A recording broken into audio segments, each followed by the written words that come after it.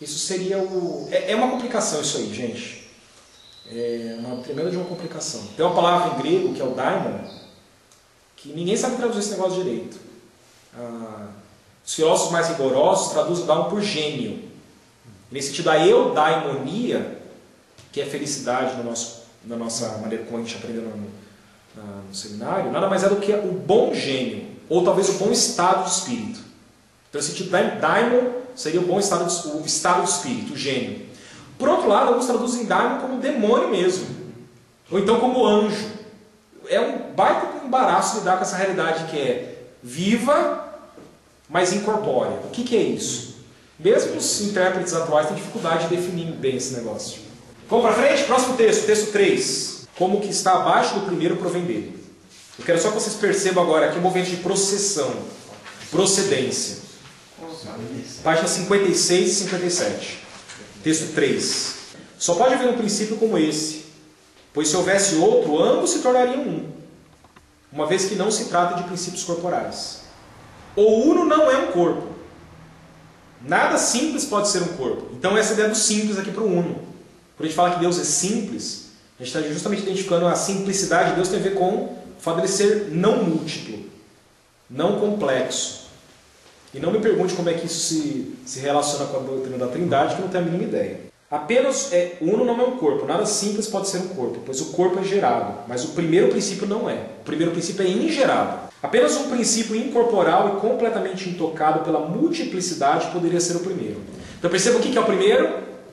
É um ser ingerado, intocado e não múltiplo. É por isso que na frente ele vai descartar a inteligência. A inteligência não pode ser isso. Por quê? Porque a inteligência ela é múltipla por natureza. E ó, a gente vai ver isso na sequência. Portanto, nenhuma unidade posterior à primeira pode ser simples. Pode ser apenas uma unidade na diversidade. De onde vem essa unidade posterior? Ela tem de vir do primeiro. Pois se fosse produzida por acaso, o primeiro deixaria de ser o princípio de tudo. Então, como ela provém do primeiro? Se o primeiro é perfeito, o mais perfeito entre tudo, e é o princípio de todo poder, tem de ser mais poderoso que todas as coisas, e todos os outros poderes devem imitá-lo na medida da sua capacidade. Assim, quando algo chega à perfeição, vemos que começa a gerar, pois não é capaz de permanecer fechado em si mesmo e engendra algo mais.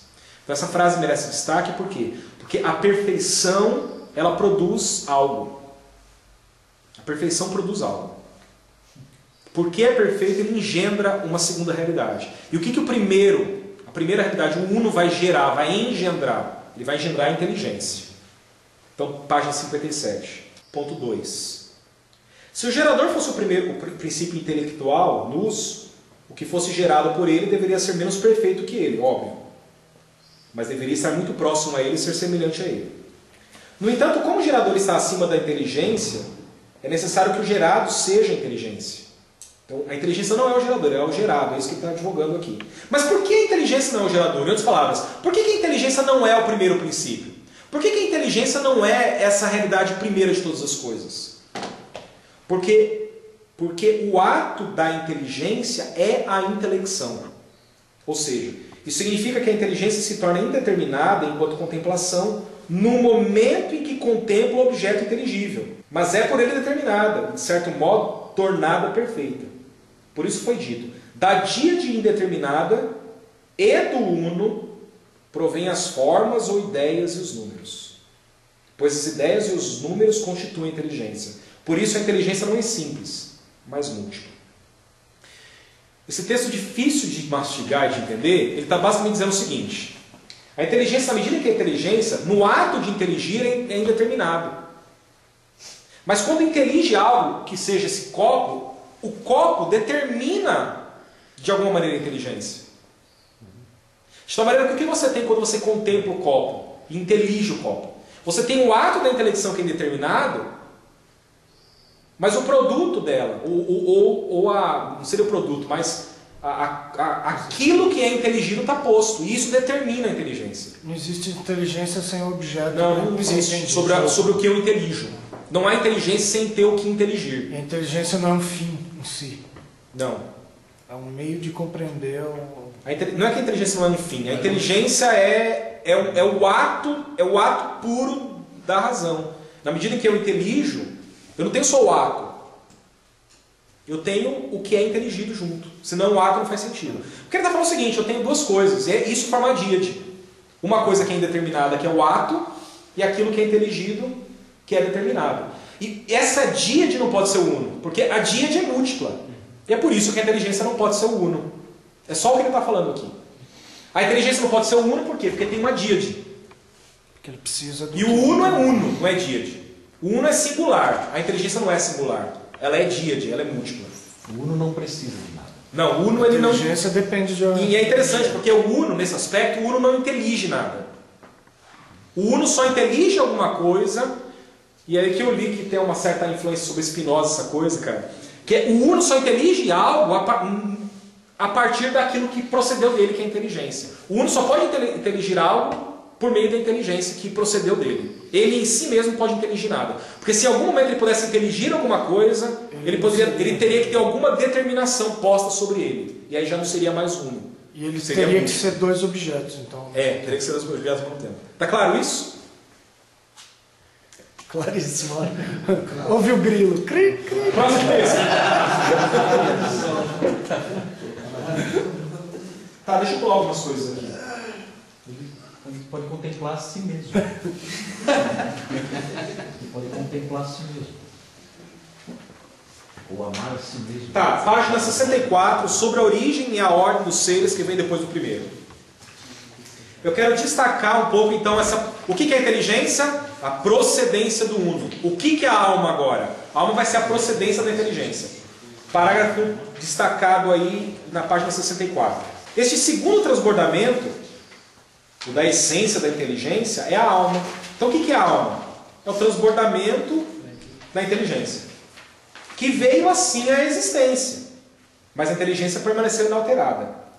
A alma surgiu como uma ideia e um ato de inteligência imóvel, que também provém de uma origem, que permaneceu imóvel e inalterada. Mas a operação da alma não é imóvel, pois ela gera a sua própria imagem, ou hipóstase, pelo movimento. Ou seja, a alma ela gera alguma coisa, uma substância. E essa substância ela é móvel, ela está posta em movimento. O que é a substância? São as almas menores, por assim dizer. Então, vou repetir de novo esse trecho. A operação da alma não é imóvel, pois ela gera a sua própria imagem, pelo movimento. A contemplação do que lhe deu origem a preenche. E empreendendo o movimento no sentido contrário, ou seja, ela contempla o que está acima dela, que é a inteligência. Mas, fazendo o movimento contrário e descendente, ela gera a sua imagem, ou hipóstase. Essa imagem da alma são os sentidos e o princípio vegetativo. Então, olha a alma vegetativa que posta. Então, a primeira alma que a gente observa que tem movimento é a alma vegetativa. E o que é a alma vegetativa? Nada mais é do que uma processão da alma. Queridos, só para a gente entender um pouco na sequência, só para vocês não acharem isso aqui é infindável, eu só vou ler então essas diferentes almas. A gente vai ler um último texto que vai definir um pouco o que é o mal para Plotino, e a gente vai identificar com clareza o argumento que Agostinho vai usar. E aí os textos estão com vocês, leiam eles, tentem entender. Mastiga ele 1, 2, 3 vezes, senão você não vai entender. Eu espero que a explicação seja uma base mínima para você saber em que universo você está pisando.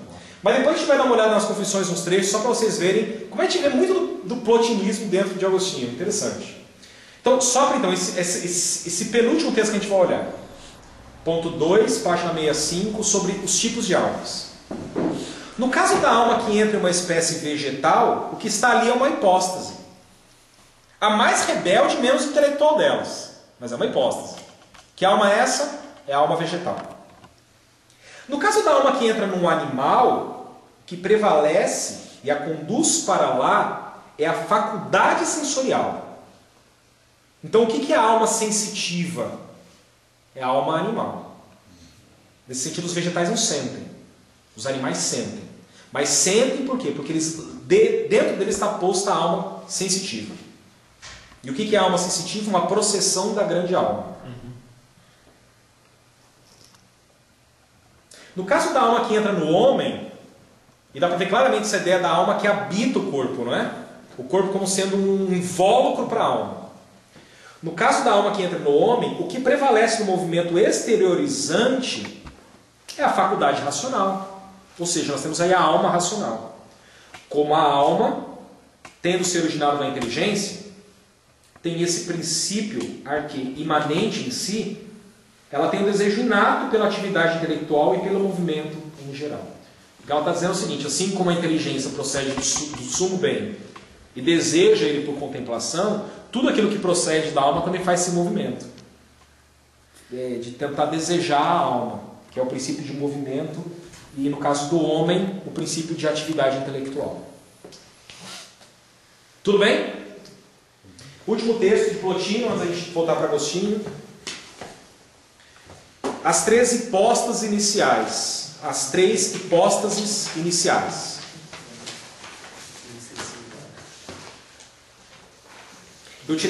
Eu não sei como é que eu tirei para vocês.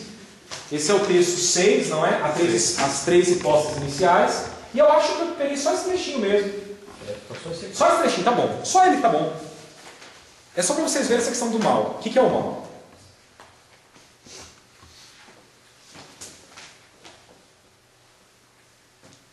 Segundo parágrafo. A origem do mal...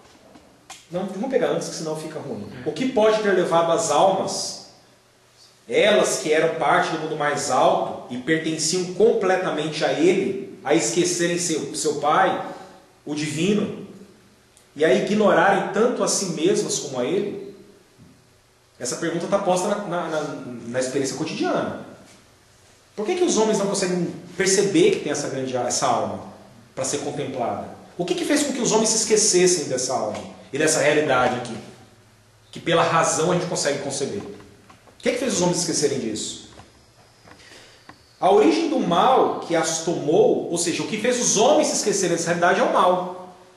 O mal é que impede os homens de contemplar essa realidade superior. A origem do mal que as tomou foi a vontade própria. O mal como sendo resultado do mau uso da vontade. A depravação total. O mau uso da liberdade gera esse mal que toma conta dos homens. Ou seja, a possibilidade dos homens contemplarem alguma coisa diversa daquilo que mais primordialmente deveria ser contemplado, ou seja, a alma, o intelecto e o sumo bem, é por causa que a liberdade tem capacidade de divergir-se e contemplar outras coisas. É aí que surge o mal. Então vamos ler de novo. A origem do mal que as tomou foi a vontade própria. Foi a entrada na esfera da alteridade e o desejo de permanecerem a si mesmas. Oi? Pertencerem a si mesmas. Elas conceberam o prazer dessa liberdade e se permitiram mover-se por si mesmas. Tomando assim o caminho contrário e afastando-se cada vez mais de seu princípio, acabaram por perder até mesmo a lembrança de sua origem divina. O que é o mal, então? O mal nada mais é do que o esquecimento da origem. O perder o foco do objeto para o qual a alma foi gerada. Mas isso é por causa de um... O mal nada mais é então do que você perder de foco o bem. Agora, isso é por causa de um deslumbre com o que ele Isso, vive agora. O sensível. E por isso que viver nesse mundo sensível é um grande mal. Aliás, o mal só pode ser vivenciado aqui. É por isso que ele fala que na morte que mal pode haver. Porque só pode sofrer o mal quem está no corpo. Porque é aqui que a gente pode vivenciar esse grande mal. O que é o mal? O mal é esquecer da nossa origem. A alma tem ânimo e acabou. E o ânimo agora é uma analogia interessante com Eva, né? O sensível, né? Ah, sim. Olha. Vê aquilo que é agradável, sensível, e se esquece. Aquilo que é o sensível toma tanto força diante dela que ela se esquece da ordem expressa de Deus. É bem curioso. Bom, gente, a gente não tem tempo, então vou fazer o seguinte. Eu deixei um texto com vocês antes de voltar para as Confissões de Agostinho. Eu deixei um último texto que vale a pena vocês lerem. É esse texto do Reale. E lendo o texto, selecionei alguns textos para vocês entenderem o que é o mundo material. Era